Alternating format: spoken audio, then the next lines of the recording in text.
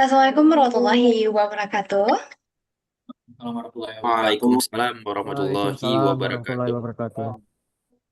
Selamat malam, Om Swastiastu, Namo Buddhaya, salam kebajikan untuk kelompok kedua beserta anggota kelompok satu.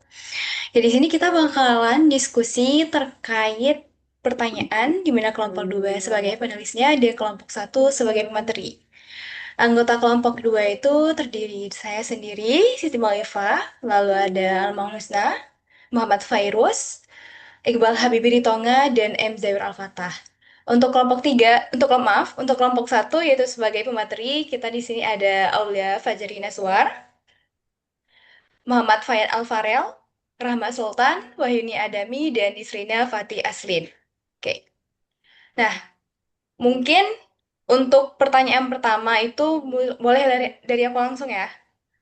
Yap, Oke, kita mulai boleh aja nih boleh Kak. langsung ke pertanyaannya. Ya. Oke.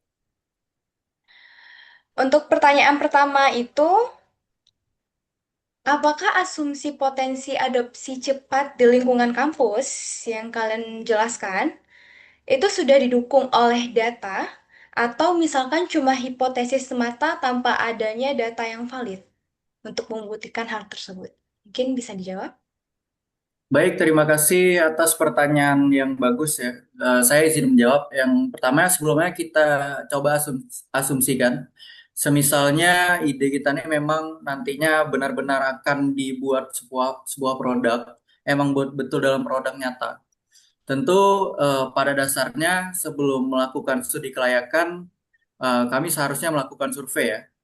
Agar dapat mendukung hasil dari studi kelayakan tersebut. Nah, oleh karena itu, hasil yang baik tentu didukung oleh data yang baik. Nah, oleh karena itu, sebaiknya biar tidak hanya sebuah angan-angan ataupun sebuah hipotesis, kami pastinya akan melakukan survei ya, apakah benar-benar nantinya aplikasi ini akan dibutuhkan atau diperlukan atau memang memang worth untuk sebuah produk aplikasi yang nantinya akan digunakan oleh mahasiswa. Oke, thank you Aulia untuk jawabannya. Kalau misalkan aku boleh tahu, untuk proses pencarian datanya nanti kalian bakal buat via GiveFrom atau gimana ya? Mungkin kami akan membuat dalam metode ini ya, kuesioner ya istilahnya. Oke, thank you atas Eh, jawabannya. ya. Mungkin untuk pertanyaan kedua itu bakal ditanya sama yang lain. Untuk Iqbal, Cek, cek. Ada dengar suara? saya terdengar. Oke. Baik, langsung saja ya untuk pertanyaan kedua. Nah, tuh. Bagaimana strategi diferensiasi StudiMate ini dibandingkan platform yang sudah ada? Contohnya kayak WhatsApp, Telegram, atau forum kampus yang secara gratis sudah memenuhi fungsi yang serupa. Sekian. Terima kasih untuk pertanyaannya Iqbal. Biar izinkan saya menjawab. Perbedaan utama StudyMate dibandingkan platform seperti WA atau Telegram itu bukan sekedar cuman pada fitur aja, tetapi pada fokus dan sistem yang dirancang khusus untuk kebutuhan akademik. Nah, platform umum seperti memang bisa dipakai untuk diskusi, tetapi sifatnya tidak terstruktur, tidak memiliki sistem pencocokan pengguna dan sering membuat mahasiswa harus mencari sendiri grup yang relevan dengan informasi yang cepat tenggelam. Nah, sedangkan StudyMate menawarkan sistem matching berbasis mata kuliah dan kebutuhan belajar, sehingga pengguna langsung terhubung dengan partner yang sesuai. Ditambah dengan fitur yang lebih terarah seperti penjadwalan belajar, grup berbasis mata kuliah, serta berbagi materi, materi yang terorganisir. Sehingga pengalaman yang belajar menjadi lebih efektif dan produktif. Bukan sekedar komunikasi biasa, serta memiliki potensi integrasi dengan sistem kampus yang tidak dimiliki platform umum.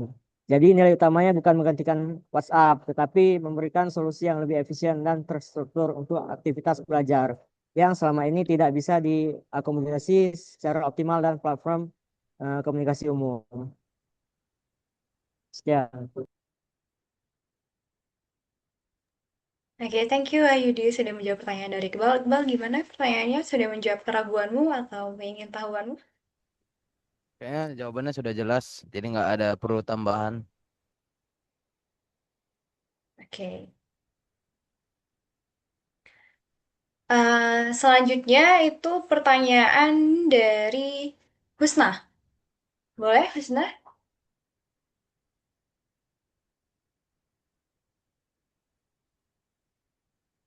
Halo? Oke, pertanyaanku, bagaimana strategi menjaga keseimbangan antara monetisasi dan kenyamanan pengguna agar tidak terganggu oleh iklan? Baik, untuk pertanyaannya, saya menjawab memonetisasi secara agresif di tahap awal. Tetapi fokus dulu pada kenyamanan dan retensi pengguna. Iklan yang digunakan bersifat terbatas dan relevan, sehingga tidak mengganggu aktivitas utama pengguna di dalam aplikasi. Selain itu, fitur utama tetap gratis. Sedangkan monetisasi dilakukan melalui fitur premium yang bersifat opsional. Misalnya nih, prioritas matching atau akses khusus. Nah, sehingga juga diperluas melalui kerjasama institusi dan sponsorship agar beban tidak sepenuhnya ditanggung oleh pengguna. Dengan strategi ini, aplikasi tetap nyaman digunakan tanpa terganggu iklan berlebihan, sekaligus tetap memiliki model bisnis yang berkelanjutan.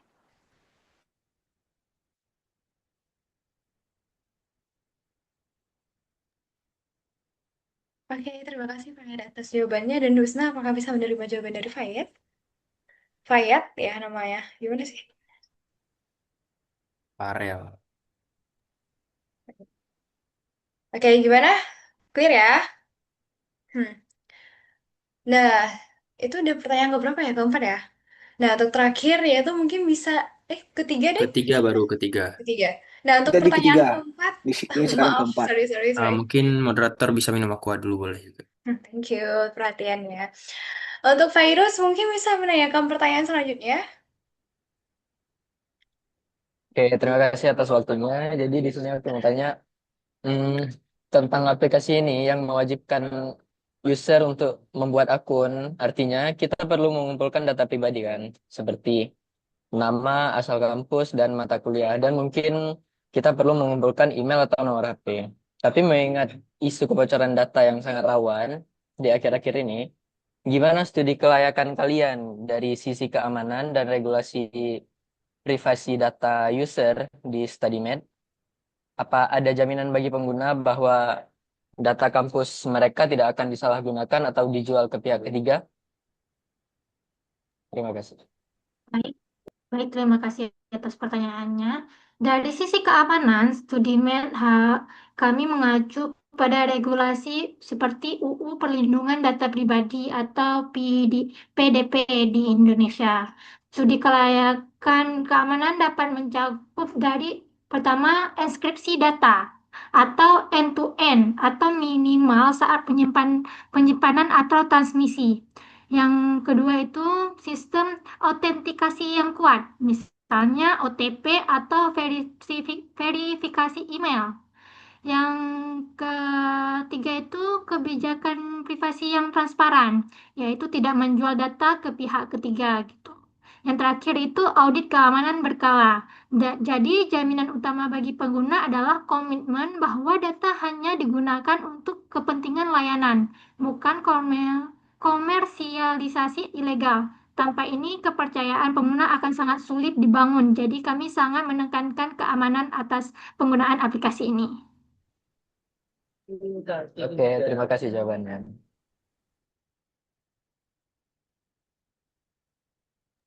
Oke, thank you kepada Nisrina yang sudah menjawab pertanyaannya. Dan untuk pertanyaan terakhir itu bakalan ditanya sama Zawir. Boleh, Zawir? Halo. Lanjut ke pertanyaan selanjutnya. Bagaimana efektivitas strategi pemasaran berbasis media sosial seperti Instagram dan TikTok, serta juga kerjasama dengan pihak kampus. Itu dapat diukur secara konkret dalam menjangkau seluruh segmen mahasiswa, yang khususnya mereka yang tidak aktif di media sosial.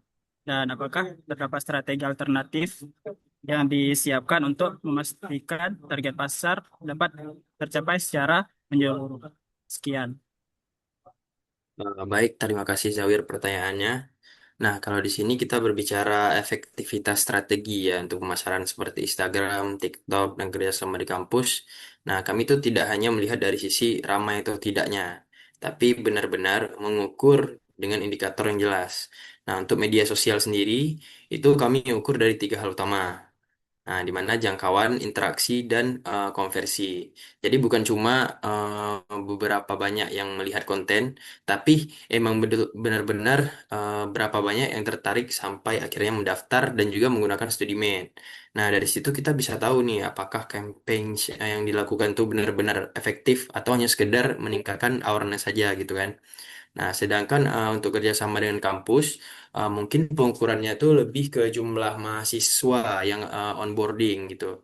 Untuk partisipasi dalam kegiatan-kegiatan kampus seperti sosialisasi workshop dan juga yang paling penting mungkin retensi.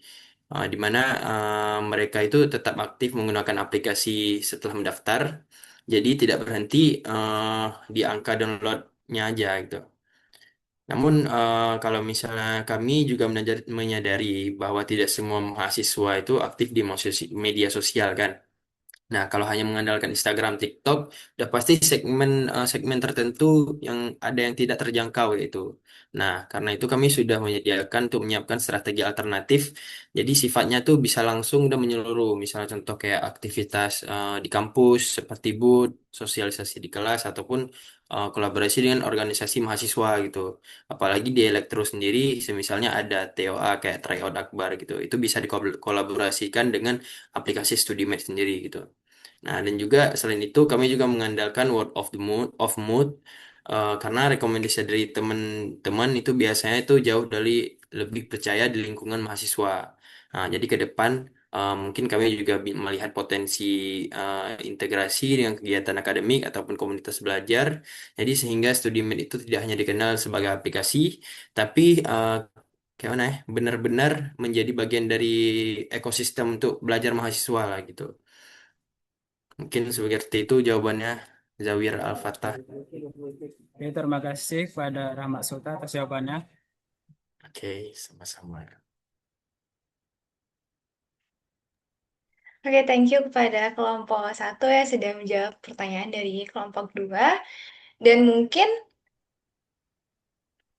dari kelompok dua ada pertanyaan lain nggak?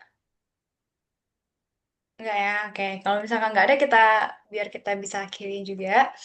Dan terima kasih kepada kelompok satu yang sudah menjawab pertanyaan kami dengan sangat bagus, sehingga bisa memenuhi rasa penasaran kami. Mungkin kita akhiri aja. Terima kasih kepada partisipan, yaitu pada kelompok satu dan kelompok dua. Kita akhiri. Wassalamualaikum warahmatullahi wabarakatuh. Waalaikumsalam Waalaikumsalam Waalaikumsalam warahmatullahi warahmatullahi wabarakatuh. wabarakatuh.